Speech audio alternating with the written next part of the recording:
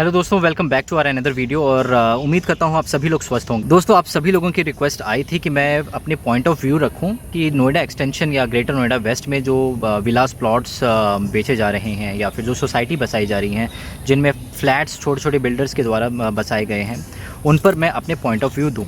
तो दोस्तों, उस पर पॉइंट ऑफ व्यू देने से पहले मैं आप लोगों से रिक्वेस्ट करता हूँ कि आप इस वीडियो को देखो जो मैं आप लोगों के लिए लेकर आया हूँ। ये रिपोर्ट है ग्रेटर नोएडा के शाहबेरी गांव की। यहाँ अथॉरिटी के बाबुओं ने अपनी जमीन पर बिल्डिंग्स खड़ी होते हुए देख आंखें मूंद ली। प्रशासन ने रजिस्ट्री करा कर खूब पैसा कमाया। हजारों फ्लैट बेचकर बिल्डर भाग गया और एक हादसे से पता चला कि ये तो पूरा घपला है, क्योंकि पूरी टाउनशिप ही अवैध है। यानी यहाँ भी लाखों रुपए लूटकर बायस की जिंदगी फंस गई। विडंबना यह है कि शाहबेरी के लोगों को यह बात तब पता चली जब 427 इमारतें खड़ी हो चुकी थी, हजारों फ्लैट खरीदे जा चुके थे, करोड़ों अरबों रुपए के बारे न्यारे हो चुके थे। ये कहानी है देश की राजधानी दिल्ली से महज 20 किलोमीटर दूर ग्रेटर नोएडा वेस्ट की।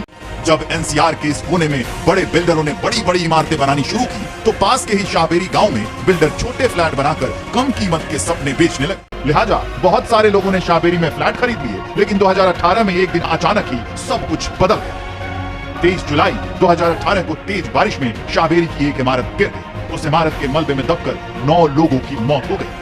इसके बाद जांच करने पर पता चला कि इस इलाके की सारी बिल्डिंग्स अवैध हैं और उसके बाद अथॉरिटी ने यहाँ पर हर तरह के कंस्ट्रक्शन पर पाबंदी लगा दी। उसी दिन से यहाँ के लोगों के नसीब पर भी ताला लग गया। अब ना तो लोग अपने फ्लैट छोड़ पा रहे हैं, ना रह पा रहे हैं। किसी एक बिल्डर की गलती की वजह से एक बिल्डिंग गिर गई, जिसके बाद ग्रेटर नोएडा अथॉरिटी को शायद मौका मिल गया और यहाँ की चीजें बिल्कुल इससे ही बदल गई, मतलब कंप्लीटली स्टॉप्ड हो गया। ऐसे लोअर मिडिल क्लास पर्सन जब बैंक कह रहा है कि आपकी प्रॉपर्टी से ही हम लोन दे रहे हैं, उसके बाद प्रॉपर्टी की रजिस्ट्री हो रही है, तो एज अ कॉमन मैन मुझे कैसे पता चलेगा कि इस प्रॉपर्टी में कोई दिक्कत है या नहीं है। यानी ऐसा भी होता है, जब एक गांव आबाद हो जाता है, हजारों परिवार रहने लगते हैं, तब जाकर अथॉरिटी बताती है कि ये तो जमीन उसकी है। यहाँ कई सवाल उठते हैं। सवाल ये है कि अगर ये जमीन नोएडा अथॉरिटी की थी, तो उसने 4 साल तक बिल्डर्स को इमारत बनाने से रोका क्यों नहीं? अगर ये जमीन नोएडा अथॉरिटी की थी, तो रजिस्ट्री ऑफिस में फ्लैट की रजिस्ट्री कैसे होती? और अगर यहाँ एक अवैध बस्ती बसाई जा रही थी, तो बैंकों से धड़ल्ले से लोन क्यों मिलता रहा? अब यहाँ बनी इमारतों की जांच कराई गई, तो पता चला कि बिल्डर ने इन्हें ऐसी इमारतें सौंपी हैं जो 10 साल के अंदर ही गिर जाएंगी। ये आदेश पारित किया था कि यथास्थिति बरकरार रखी जाए, यानी कि कृषि भूमि जो है वो आवासीय नहीं बनेगी, ना ही ये बिकेगी, ना ही कुछ होगा। लेकिन उसी दौरान अथॉरिटी के देखते देखते यहाँ पे सबसे पहले किसान ने भूमि बेची बिल्डर को, जो कि कानून के मुताबिक वो बिल्डर की रजिस्ट्री जो अवैध है। इनका कर्तव्य था कि यहाँ कंस्ट्रक्शन ना होने दें, ये इनका दायित्व था, जो उन्होंने निभाया भी। लेकिन कब? अगस्त 2020 में, जब ये मामला काफी उलझ गया। जगह जगह इन्होंने साइन बोर्ड लगाए। यही साइन बोर्ड अगर ये 2014 के आदेश के बाद लगा देते, तो हम लोग इतने ठगे नहीं जाते। और आश्चर्य की बात यह है कि रजिस्ट्री आज भी हो रही है। शाहबेरी की जितनी रजिस्ट्रियां हुई हैं, डीएम के डिपार्टमेंट के नीचे ही सब रजिस्ट्रार आते हैं। कानून कहता है कि बायर शुड बी अवेयर। जैसे आलू भी खरीदते हैं तो जांच परख कर खरीदते हैं, वैसे ही मकान की भी स्थिति जांच परख कर खरीदते। बड़े प्रोजेक्ट्स थे उसके लिए तो पैसा डायरेक्टली जीएनआईडीए ऑफिशियल्स को जा ही रहा था। वो मैं आपको कह सकता हूँ, GNIDA officials were regularly visiting the sites, having chai coffee glass.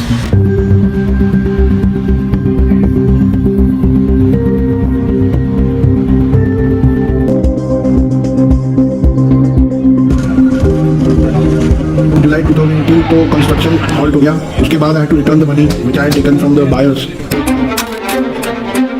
We were not getting approvals. Why? Because land belonged to the farmers. So we approached the Zilla Panchayat office in Dadri. They in turn directed us towards GNIDA, that is Greater Noida. इलाके में हजारों की आबादी है, लेकिन अब बिजली connection किसी को नहीं दिया जा रहा है। गांव डूब क्षेत्र में होने के कारण यहाँ कनेक्शन नहीं दिए जा रहे हैं। सब लोग करते हैं। हमें यहाँ पे बिजली की कोई सुविधा आपको दी गई? कुछ नहीं है। हम तो देखो बच्चन के गर्मी के मारे ऐसे ही पंखा छत पे सोते हैं, बच्चों को रोड पे लेके सोते। पानी का कनेक्शन सरकारी? जी कुछ भी नहीं, नाली खरंजे? कुछ भी नहीं है। तो किस प्रकार से जीवन यापन हो रहा है यहाँ लोगों का? तो ऐसे ही होता है। सब जितने भी लोग हैं हम मोहल्ले में, सब मिलजुल के काम चलाते हैं एक दूसरे से। कितनी आबादी होगी यहाँ की? लगभग होगी 2000। हाँ, तो दोस्तों आपने वीडियो देखी और बहुत सारी चीज़ें आपको समझ में आई होंगी, बहुत सारी चीज़ें आपको समझ में नहीं आई होंगी। तो चलिए इस कहानी को समझते हैं। ये कहानी ठीक है। तो दोस्तों, ये कहानी स्टार्ट होती है 2018 में, जब दिल्ली एनसीआर में बहुत ज़्यादा बारिश हुई थी। अब उस बारिश के दौरान कुछ गांव में जो सोसाइटी बसाई गई थी, उसमें से जिस गांव का जिक्र हुआ, उसमें एक सोसाइटी गिर जाती है। उसमें कुछ लोगों का देहांत होता है और कुछ लोग घायल हो जाते हैं। अब उसके बाद सिस्टम की नींद खुलती और जब सिस्टम अपनी तरफ से कार्रवाई करती है, तो उसको पता लगता है कि जो सोसाइटी बसाई गई थी, उनमें से कोई भी सोसाइटी ऑथराइज्ड नहीं थी।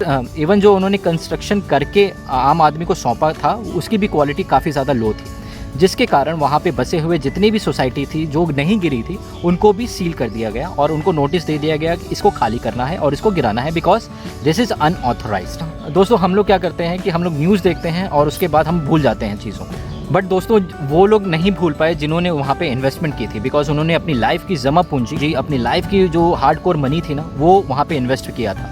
उनकी रजिस्ट्री भी हुई थी, वो बिजली का बिल भी दे रहे, वहाँ पे रोड भी प्रॉपर बिल्डर्स ने बना कर दिया था। उसके बावजूद उनकी सोसाइटी को सील किया गया और नोटिस दिया गया कि इसको गिराई जाएगी। तो दोस्तों आप लोगों के साथ भी ऐसा ना हो, जिसकी वजह से मैं आप लोगों के सामने हर तरीके की वीडियोस लेकर आता हूँ और आप लोगों से रिक्वेस्ट करता हूँ जब भी आप इन्वेस्टमेंट करते हैं वहाँ पर प्रॉपरली आप जांच पड़ताल करें, डॉक्यूमेंटेशन के बारे में, ज़मीन के बारे में, ऑथराइजेशन के बारे में। तो जब आप जांच पड़ताल करने के बाद इन्वेस्टमेंट कहीं पर करते हैं तो उसके बाद आपको सुखद अनुभव होता है आपकी इन्वेस्टमेंट के ऊपर। दोस्तों मैंने आपको पहले भी बताया था, जब आप मुसीबत में होंगे या सरकार की नींद खुलेगी और जब वो ये देखेगी कि वहाँ पर बसावट बस गई है और वो अनऑथराइज्ड है, उस टाइम पे जब आपके साथ आपका बिल्डर नहीं खड़ा होगा और सरकार नहीं खड़ी होगी तो आप अपने आप को अकेला महसूस करेंगे और आपको लगेगा कि आपकी इन्वेस्टमेंट जो है वो गड़बड़ हो गई। मैंने आपको पहले भी बताया था कि अगर कुछ भी अनहोनी होती है तो पर्ची आपके ऊपर फाड़ी, बिल्डर भी निकल जाएंगे और सिस्टम भी अपने आप को पाक साबित कर देगी। तो गाज केवल आपके ऊपर गिरनी। मैंने आपको पहले भी समझाया है, जब भी आप कहीं पर इन्वेस्टमेंट करते हैं, चाहे वो विला प्लॉट ले रहे हो, चाहे आप प्लॉट्स ले रहे हो, चाहे आप फ्लैट ले रहे हो, छोटे छोटे बिल्डर्स के द्वारा जो बसाया गया है गाँव के आसपास, आप उनकी जांच पड़ताल बहुत ज़्यादा, बिकॉज बहुत सारी चीज़ें होती हैं दोस्तों। अनऑथराइजेशन तो एक मैटर करता है, दूसरा कंस्ट्रक्शन जो उनकी होती है वो भी उस लेवल की नहीं होती है जहां पर आप सेफ महसूस करें। दोस्तों फ्री होल्ड के अंदर ना बात ग्रोथ की नहीं होती कि किस लोकेशन पे हम लोग इन्वेस्टमेंट करें ताकि हमें ग्रोथ मिले। फ्री होल्ड के अंदर सबसे पहले आप सेफ होना सीखें कि आपका जो इन्वेस्टमेंट है वो सेफ रहेगा या नहीं रहेगा। आप इस पॉइंट ऑफ व्यू को सोचकर ही फ्री होल्ड के अंदर इन्वेस्टमेंट करें। और जब आप ये पॉइंट सोचकर आप इन्वेस्टमेंट करते हैं तो आप बारीकियां देखते हैं, ऑथराइजेशन देखते हैं, डॉक्यूमेंटेशन देखते हैं और हर तरीके से अपनी सेफ्टी देखते हैं। जब सारी चीज़ें सेफ रहेंगी, ऑब्वियस है कि आपका जो लोकेशन है जहाँ पे आपने इन्वेस्टमेंट किया है वो आपको फर्दर ग्रोथ देकर जाएगा। तो फ्री होल्ड के अंदर आप केवल सेफ्टी देखें कि आपका पैसा वहाँ पर सेफ रहेगा या नहीं रहेगा। कुछ कुछ जगहों पर ऐसा भी देखा गया है कि बिल्डर्स ने बिजलियाँ भी पहुँचाई है और कुछ कुछ लोकेशन से बिजलियाँ आज तक नहीं पहुँची हैं। तो दोस्तों बहुत सारी चीज़ों को कंसिडर करना होता है जब आप इन्वेस्टमेंट करते हैं और खासकर उस सिचुएशन पर करते हैं जहां पर हर दूसरे दिन कुछ ना कुछ फ्रॉड या कुछ ना कुछ बुलडोज़र की घटनाएं हम लोग सुन रहे हैं न्यूज़ के अंदर। तो उम्मीद करता हूं आप लोगों को मेरा आंसर मिल गया होगा कि नोएडा एक्सटेंशन में जो धड़ल्ले से विलास प्लॉट्स या फ्लैट्स बेचे जा रहे हैं उन पे आप लोगों को इन्वेस्टमेंट करना चाहिए या नहीं करना चाहिए। आपका पैसा है, आप डिसाइड करेंगे कि आपको कहाँ पे इन्वेस्ट करना है।